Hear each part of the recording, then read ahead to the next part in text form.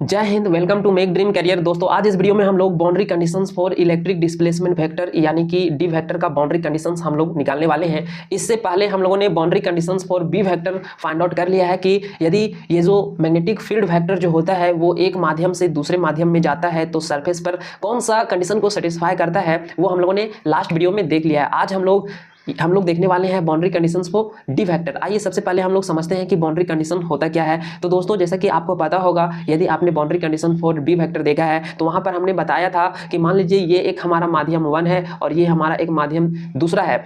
अब इसमें अगर हमारा इलेक्ट्रिक डिस्प्लेसमेंट वेक्टर माध्यम 1 से माध्यम 2 में जाता है तो ये जो इंटरफेस है इस इंटरफेस पर एक कंडीशन को सेटिस्फाई करेगा, उसी कंडीशन को हम लोग बाउंड्री कंडीशन कहते हैं। ठीक है, यहाँ पर वही चीज लिखा हुआ है। क्या लिखा हुआ है? The condition that electric displacement vector यानी कि D vector must satisfy at interface separating two media, यहाँ पर मीडिया होगा, मीडियम गलती से लिखा हुआ है, is called boundary condition for D vector. ठीक है, यही चीज लिखा हुआ है। आगे देखते हैं हम लोग इसको ऑब्टेन करने के लिए हम लोग क्या करते हैं, एक कंसीडर करते हैं, इमेजिन करते हैं एक पिल बॉक्स का like a surface at the interface between two media as shown in figure. Boundary condition निकालने के लिए हम लोग क्या करते हैं, एक पिल बॉक्स कंसीडर करते हैं, इमेजिन करते हैं, मानते हैं वो यहाँ पर दिया हुआ है। देखिए सर्वप्रथम आप देखिए कि ये है हमारा एक मीडियम और ये है हमारा दूसरा मीडियम और इस मीडियम को सेपरेट कर रहा है ये इंटरफेस। ठीक है, ये सेपरेट कर रहा है इंटरफेस, इसका ऊपर मीडियम 1 है और इसका ऊपर माध्यम 2 है। ठीक है, अब आगे देखिए यहाँ पर एक सिलिंड्रिकल पार्ट हम लोगों ने, एक बॉडी जिसको हम लोग पिल बॉक्स कहते हैं, ये है। अब ये क्या कर रहा है, ये सिमेट्रिकल है, जितना पार्ट ऊपर है उतना पार्ट नीचे है, यानी कि बीचों बीच से ये गया हुआ है। ठीक है, यहाँ पर 4 सरफेसेस हैं, पहला ये सर्कुलर सरफेस, दूसरा ये सर्कुलर सरफेस, तीसरा ये अपर पार्ट ऑफ सिलेंडर है जो मीडियम 1 में है और चौथा जो S4 है सरफेस नंबर वो है हमारा lower part of pill box in medium 2। तो यही चीज है। उसके बाद यहाँ पर देखिए, यहाँ पर है हमारा ये डिस्प्लेसमेंट वेक्टर D2 और यहाँ पर है डिस्प्लेसमेंट वेक्टर D1। अब यहाँ पर इसका टेंजेंशियल और नॉर्मल कंपोनेंट भी हम लोगों ने लिया है, तो इधर का जो है इसका टेंजेंशियल कंपोनेंट वो है D1T टेंजेंशियल कंपोनेंट और इधर है DN1। ठीक है, ये है आपका डिस्प्लेसमेंट वेक्टर का नॉर्मल कंपोनेंट। उसी तरीके से यहाँ भी डिवाइड किया हुआ है उसको, टेंजेंशियल और नॉर्मल इस D2 को। ठीक है, यहाँ पर देखिए सरफेस 1 के लिए नॉर्मल N1 हम लोगों ने कंसीडर किया है, सरफेस 2 के लिए N2 हम लोग कंसीडर किया है और सरफेस 3 के लिए N3 नॉर्मल हम लोगों ने कंसीडर किया है और सरफेस 4 के लिए यहाँ पर 4 होगा। ठीक है, सरफेस 4 के लिए N4 नॉर्मल हम लोगों ने कंसीडर किया है। आगे बात करते हैं, इसके बाद देखिए N2 यहाँ पर लिखा हुआ है। अब देखिए यहाँ पर वही चीज लिखा हुआ है कि this pill box composed of 4 surfaces S1 S2 S3 S4। यहाँ पर S1 क्या है, टॉप मोस्ट सरफेस है, S2 क्या है, लोअर मोस्ट सरफेस है और S3 क्या है, कर्व सरफेस है ऊपर का सिलेंडर का और S4 जो है वो कर्व सरफेस है, lower part of the cylinder. ठीक है, आगे हम लोग देखते हैं, यहाँ पर हम लोगों ने मान लिया है कि D1 और D2 जो है वो इलेक्ट्रिक डिस्प्लेसमेंट वेक्टर है मीडियम 1 और मीडियम 2 के लिए रेस्पेक्टिवली। D1 जो है मीडियम 1 के लिए है, जैसा कि यहाँ पर आप देख सकते हैं, मीडियम 1 के लिए D1 और मीडियम 2 के लिए D2 डिस्प्लेसमेंट वेक्टर हम लोगों ने कंसीडर कर लिया है। आगे हम लोग देखते हैं मैक्सवेल साहब का जो फर्स्ट इक्वेशन है उससे हम लोग जानते हैं कि डाइवर्जेंस ऑफ डिस्प्लेसमेंट वेक्टर यानी कि डी वेक्टर जो होता है वो रो के बराबर होता है। ठीक है, उसके बाद क्या है कि अब हम लोग इसको इंटीग्रेट करेंगे over the volume enclosed bye pill box और हम लोगों को क्या मिलेगा, वॉल्यूम इंटीग्रल हम लोग बोथ दिस साइड हम लोग ले लिए हम लोग। ठीक है, कोई दिक्कत नो दिक्कत। अब हम लोग जानते हैं according to Gauss's divergence theorem हम लोगों को वॉल्यूम इंटीग्रल को सरफेस इंटीग्रल में कन्वर्ट करना है, तो volume integral can be converted into surface integral by using Gauss's divergence theorem. ये बात आपको अच्छी तरीके से पता होगा, बहुत बार इसका इस्तेमाल हम लोगों ने किया है। अब अगर आप ध्यान से समीकरण 1 और समीकरण 2 को देखते हैं तो समीकरण 1 का जो LHS है और समीकरण 2 का जो LHS है वो दोनों इक्वल है, तो दोनों का जो RHS है राइट हैंड साइड वो बराबर होगा।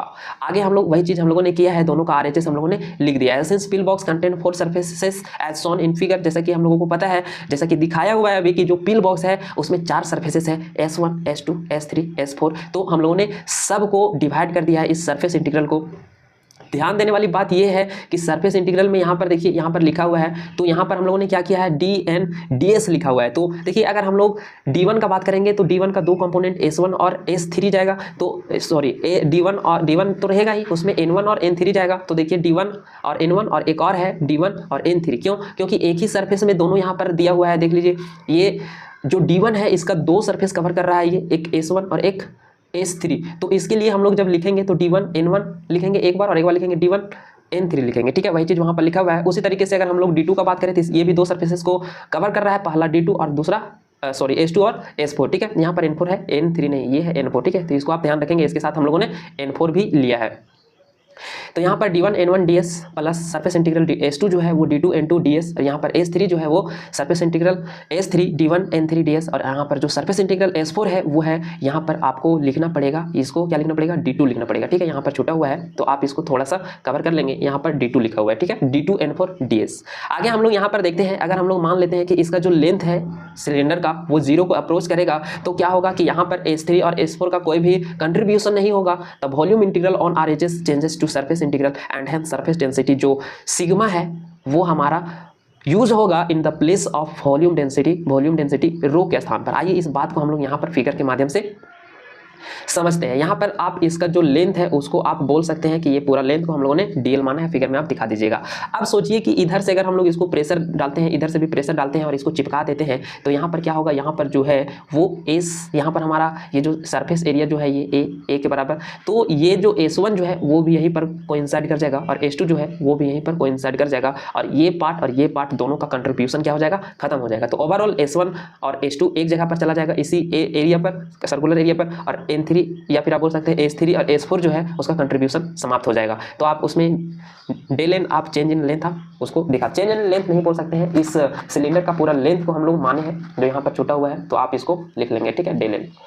चलिए आगे हम लोग बढ़ते हैं, आगे की कहानी। और वहाँ पर जो वॉल्यूम चार्ज डेंसिटी जो रो है उसको हम लोग सरफेस डेंसिटी सिग्मा में हम लोग कन्वर्ट कर दिए हैं। ठीक है, जैसे कि यहाँ पर दिखाया हुआ है। तो दो पोर्शन आपका s3 और s4 का खत्म हो गया, बच्चा यहाँ पर s1 और s2 का सरफेस इंटीग्रल, और जो रो था वो चेंज हो चुका है अब सिग्मा में। ठीक है, रो जो है वो अब सिग्मा में कन्वर्ट हो चुका है। अब यहाँ पर हम लोग क्या करेंगे, यहाँ पर हम लोग कॉमन ले लिए, हम लोग क्या, इसको हम लोग कॉमन ले लिए सरफेस इंटीग्रल s1 s2, और ये जो ds है उसको भी हम लोगों ने कॉमन ले लिया, और ये आप इसको लिख सकते हैं, क्या लिख सकते हैं, s1 प्लस s2। यहाँ पर आप दोनों के लिए आप इस इंटीग्रल के नीचे s1 प्लस s2 आप चढ़ा दीजिए, क्योंकि कॉमन ले लिए तो एक ही में आ गया।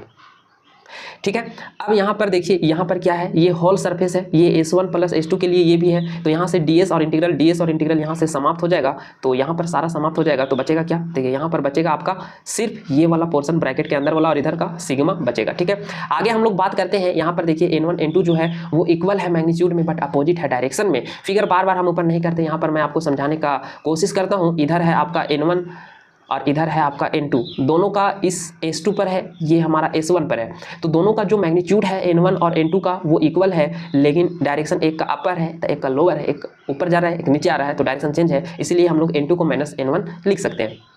तो इस इक्वेशन में हम लोग n2 को n1 हम लोग लिख देंगे, 4 का इस्तेमाल हम लोग 3 में करेंगे तो माइनस n1 आ जाएगा। अब यहाँ से n1, यहाँ भी n1 तो कॉमन चला जाएगा n1, और अच्छा अभी n1 को हम लोगों ने कॉमन नहीं लिया है। अभी सर्वप्रथम हम लोगों ने इस d1 को दो कंपोनेंट, एक टेंजेंशियल और एक हम लोगों ने इसका जो नॉर्मल कंपोनेंट है वो हम लोगों ने जो वहाँ पर फिगर में आपको समझाया था वही है dn1 प्लस d1t हम लोगों ने लिख दिया है। उसी तरीके से d2n प्लस dt2, यहाँ पर t2 भी होगा, तो इसको हम लोगों ने लिख दिया है। उसके बाद हम लोग क्या करेंगे, इसको ओपन करेंगे, इसको खोल देंगे, तो इसको हम लोगों ने यहाँ पर n1 है तो n1 को d1n में दिए और n1 को हम लोग d1t में दिए। उसी तरीके से यहाँ d2 में n1 और d2t में n1 हम लोगों ने यहाँ। चलिए आगे हम लोग बढ़ते हैं, आप लोग सुधारते चलिएगा इसको थोड़ा।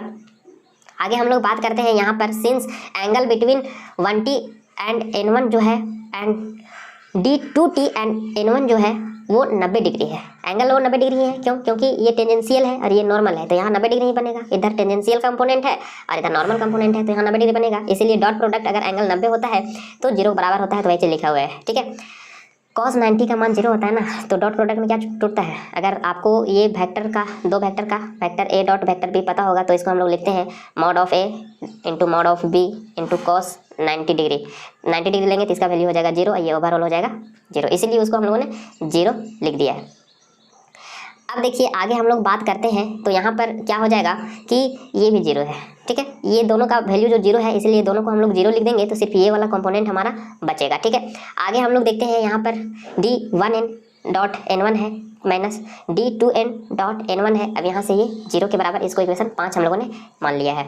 आगे हम लोग बात करते हैं, लास्ट होने वाला है, सिंस dn1 और n जो है वो सेम डायरेक्शन में है, n1 और n1n सेम डायरेक्शन में है, इसीलिए इसका जो कॉस एंगल जो होगा बिटवीन दोनों का वो 0 डिग्री होगा और cos 0 का मान 1 होता है। और ये है हमारा यूनिट वेक्टर है n1, तो उसका भी वैल्यू मैग्नीट्यूड जो है वो 1 देगा।